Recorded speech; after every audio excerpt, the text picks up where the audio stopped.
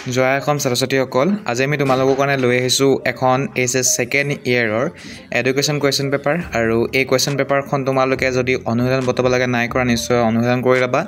কাৰণ তোমালোকে ইয়াৰ পৰা এটা আইডিয়া পাবা যে তোমালোকৰ যি এডুকেশ্যনৰ পেপাৰ কেনেধৰণৰ আহিব পাৰে তোমালোকৰ হাফ ইয়াৰলি এক্সামত লগতে এখন যদি তোমালোকে প্ৰেক্টিছ কৰা তেন্তে দুই এটা প্ৰশ্ন কমন পৰা দেখিবৰ কাৰণে তোমালোকে পাবা লগতে ছাত্ৰ-ছাত্ৰীসকল এই কুৱেশ্যন পেপাৰখনৰ পৰা তোমালোকৰ টাইম মেনেজমেণ্টটো হ'ব গতিকে বহুত ফালৰ পৰা তোমালোকৰ লাভ হ'ব গতিকে নিশ্চয় তোমালোকে অনুশীলন কৰিবা আৰু এই কুৱেশ্যন পেপাৰখনৰ PDF ফাইল ফটোকপি আমাৰ ওচৰত উপলব্ধ আছে যদিহে তোমালোকক লাগে বুলি তোমালোকে ভাবা চিন্তা কৰিছা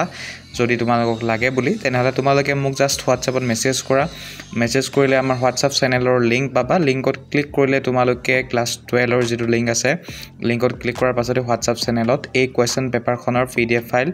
ফটোকপি তোমালোকে পাই যাবা গতিকে যিসকল ছাত্ৰ-ছাত্ৰীক এই কুৱেশ্যন পেপাৰখনৰ ফটোকপি লাগে তোমালোকে মোক WhatsAppত মেছেজ কৰা আৰু মনত ৰাখিবা যিসকলে চেনেলটো সাবস্ক্ৰাইব নাই কৰা নিশ্চয় চেনেলটো সাবস্ক্ৰাইব কৰি ল'বা কাৰণ এই চেনেলত এনে ধৰণৰ ভিডিও ভৱিষ্যতে আহি থাকিব যিবোৰে তোমালোকক সহায় কৰিব গতিকে নিশ্চয় চেনেলটো সাবস্ক্ৰাইব কৰি ল'বা আৰু যদি ভিডিওটো বৰ্তমানলৈকে লাইক নাই কৰা নিশ্চয় এটা লাইক কৰিবা গতিকে মেছেজ কৰিবলৈ মোৰ WhatsApp নম্বৰটো হৈছে 9395374524 এই নম্বৰটো যেতিয়াই তোমালোকে মেছেজ কৰিবা তেতিয়াই তোমালোকে এটা মেছেজ দেখিব কাৰণে পাবা য'ত ক্লাছ 12 ৰ WhatsApp চেনেলৰ লিংকটো পাবা গতিকে লিংকত ক্লিক কৰি তোমালোকে এই প্ৰশ্ন কাকতখনৰ ফটোকপি ডাউনলোড কৰি ল'ব পাৰা আৰু ছাত্ৰ-ছাত্ৰীসকল এইখিনিতে মই জনাব বিচাৰিছোঁ আমি MCQ টেষ্টটো তোমালোকৰ কাৰণে পাতি থাকোঁ গতিকে MCQ টেষ্টসমূহ তোমালোকে তাত দিবা আৰু সেইসমূহ যদি তোমালোকে যি ফাইনেল এক্সাম তোমালোকৰ আছে তাত 1% লৈ সহায় হ'ব গতিকে ভিডিঅ'টো চোৱাৰ কাৰণে তোমালোকক ধন্যবাদ জয় অসম